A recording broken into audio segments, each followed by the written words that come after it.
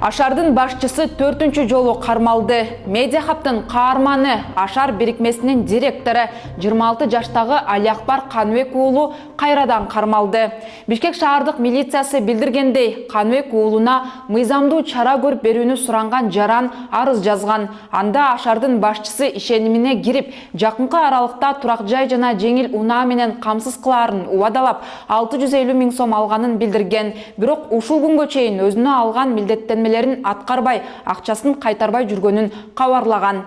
Аталган факт боюнча алдамчылык беренеси менен кылмыш иши козголуп, Каныбек уулу убактылуу кармоочу жайга киргизилди. Элден 80 000 сомдон чогултуп 650 кишини үйлүү кылам деген Ашар бирикмеси жана анын негиздөөчүсү Алиакбар Каныбек уулу тууралуу Медиахаб 2023 жылы ноябрда эле иликтөө жасаган. Анда Ашардын күмөндүү дем өөрчүлөрү, ойноткон лотереялары, документтеринин мыйзамдуулугу жана элге берген убадалары тууралуу маалыматтарды ачыктаганбыз.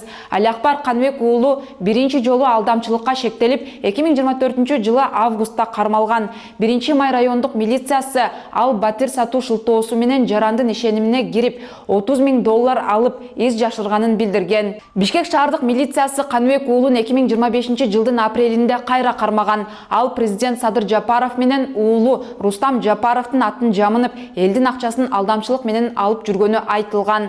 Ал 600дөн ашык адамдан 150 миллион сомго жакын акча алганы кабарланган. Каныбек уулу ушул эле жылдын сентябрында кайра кармалган.